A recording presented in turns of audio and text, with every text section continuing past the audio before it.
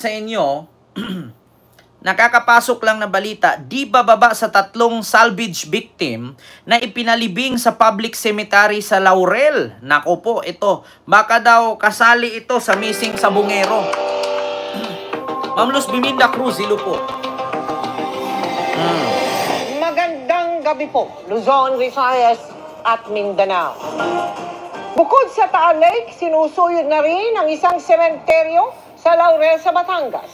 Kaugnay ng paghahanap sa mga missing sa Bungero, ilang butong hinihinalang mula sa tao ang nahukay. Ayon kasi sa isang sepulturero, may nagpalibing sa kanya ng mga salvage victim na natagpuan sa magkakahiwalay na lugar. 3 o 4 na taon na nakakaraan. Nako! Ayon sa sepulturero, ang tawag doon, actually mga kababayan, pasensya na po kayo kung ako'y medyo bulol sa pagsalita. Kasi hindi ko alam kasi mga malalalim na, yung katulad sa cameraman, mangingiyot. Anong tawag dyan? Sepulturero ba? Ang tawag dyan, yung tagalibing? Meron daw 3 salvage victim na 4 years nang nakaraan, no, or caretaker ng sementeryo, ni pinapalibing daw sa kanya. Sa iba't ibang lugar, si Paul Torrero. Ayan, sabi ni Ma'am Roselyn Ramos. Si Paul Torrero, na inutusan daw ilibing. Ito po. Hindi po bababa sa 3 labi ang hinahanap. Live mula sa Laurel, Batangas. Nakatutok si Ian Cruz. Nako. Ian. Mel Emil, maghapon nga naghukay ang mga otoridad sa tulong ng lokal na pamahalaan ng Laurel sa public cemetery dito at ilang buto nga ang kanilang natuntun sa sementeryo at kabilang sa mga alamin kung konektado ba ang mga nahukay na buto sa mga missing sa Bungero. Nako. Gamit ang mini backhoe, hinukay ang isang bahagi ng public cemetery dito sa bayan ng Laurel. Layong makuha ang labi ng 3 tao o higit pa na inilibing sa isang sulok ng sementeryo sa isang simpleng hukay. Mag-aalauna ng hapon, may nakita ng mga buto na hinala ng otoridad ay buto ng tao. Nako. Ayon kay Justice Secretary Jesus Crispin Remulla, konektado ito sa paghanap sa mga nawawalang sa Bungero. There were some victims found in 2020 that were just buried by the police because nobody claimed them in the funeraria.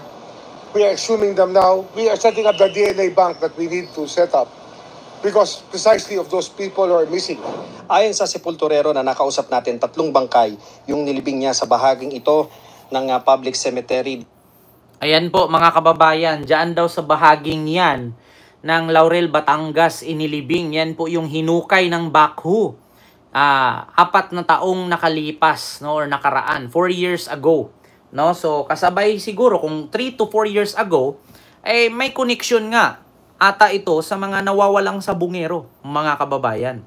So, di ba? Kitang-kita ninyo. Ito sa Laurel, Batangas. Ayon sa kanya, hindi magkakasabay yung paglilibing niya dahil magkakahiwalay daw na natagpuan doon sa isang bulbunduking bahagi ng bayang ito, yung mga bangkay, at yung iba naman ay doon pa sa ibang area.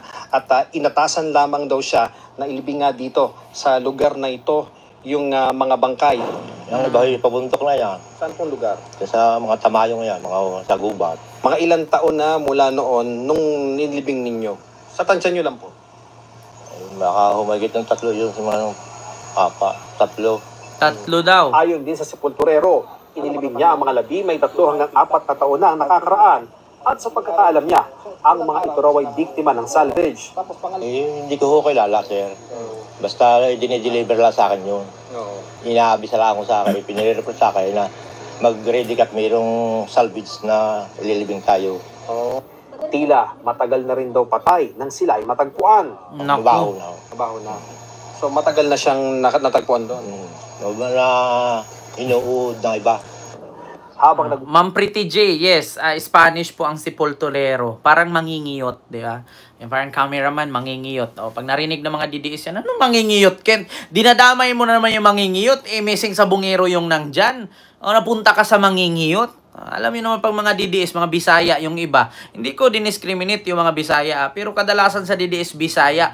Pag narinig nila yung mga salitang nangingiyot, bastos na yan sa kanila.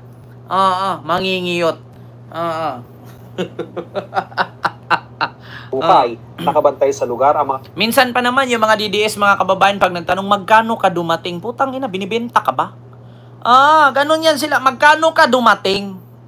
Sabihin mo saan siya dalahin. Tangina ka. Sabihin mo saan mo siya dalhin. Hindi yung, sabihin mo saan mo siya dalahin. Taga-forensic group ng PNP. Naroon din ang mga taga-CIDG, ang pangunahing nag-iimbestiga at ang local police para sa seguridad. Bandang hapon, may dagdag puwet. Nako, Ma'am Cheryl Andres, iba naman yung sa Bohol. Kasi ang sa amin, ang lolo ko kasi is half Korean, half Bohol. Ang salita nila, ija-ija, aho-aho. Yung ija, yung kabadyo. Tignan mo yung kabadyo, yung ija-ija, aho-aho. Yan ang Bohol. Actually, ang favorite kong part dyan sa Bohol, yung Tagbilaran, may maraming kalamay, bao, yung bagol, kalamay. Ay, napakasarap. Sa pa ng Provincial Mobile Force Company ng Batangas Police na dumating para isecure ang lugar. Ma'am Lilia, salamat po. Sa bahagi ng bayang ito rin nakuha ang mga buto na sinisid ng Philippine Coast Guard.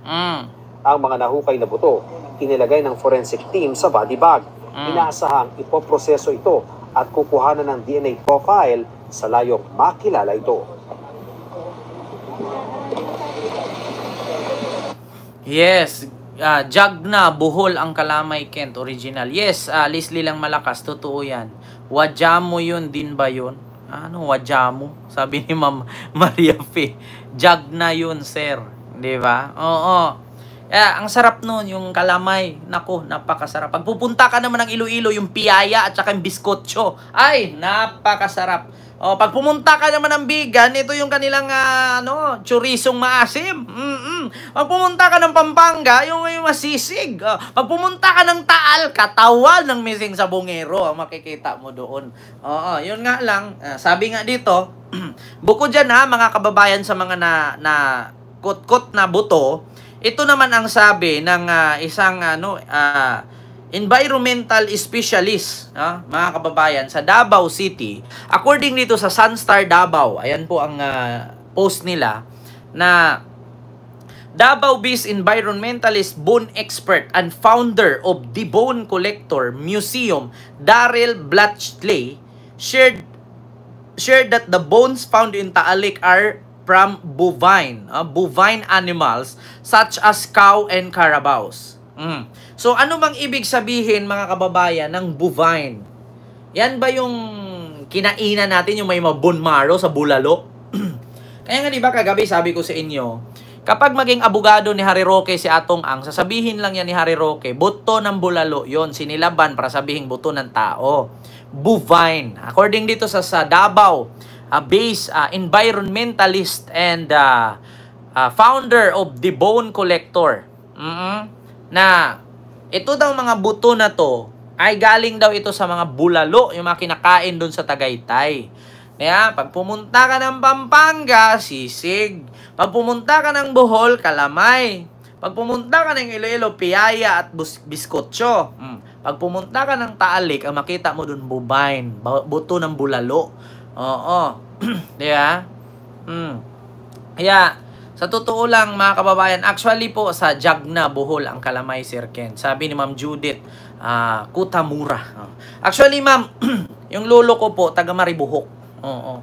Taga dyan po talaga. Dati, basta naikot ko yan. Papunta kami ng Chocolate Hills. Tapos nilakad ko yan, yung Bless. Yung may highway dyan.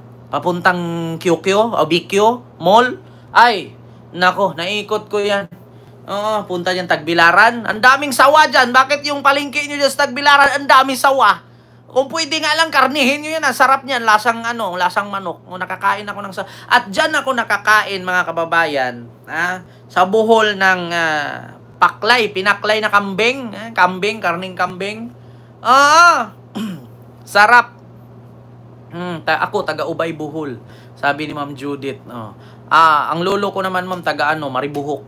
Hala, Kugon, Tagbilaran, sir, daghang ahas. Oo, Ma'am Kanji official, ang dami doon. So may mismong palengke. Ay nako. Sabi ko sa inyo, magugulat ka, minsan may lumagabog. Bitin, baksan. Baksan sing laki ng braso mo. Minsan sing laki ng hita. Okay lang sana kung si Sarah Mangampanya doon, mabagsakan isang buo. Kita niya. Kasi snake day ngayon year of, ang tawag daw. May tinatawag niya na Snake Day, AI Day, ganun ngayong buwan na to. Oo, daghang Bisaya diri karong gabhi una. Oo, Ma'am Cyril Andres, nako, ang daming Bisaya. Oh, yung iba nga diyan DDS eh. Oo. Pero wag kayong maniwala sa ibang DDS diyan kasi yan yung mga nagsasabi na sabihin nyo saan siya dalahin. Tang ina. Putang ina mo, Bongbong Marcos, Martin Romualdez, Lisa Marcos. Putang ina ninyong lahat. Gawa ganon. Si Sara yun. Ay, ambot.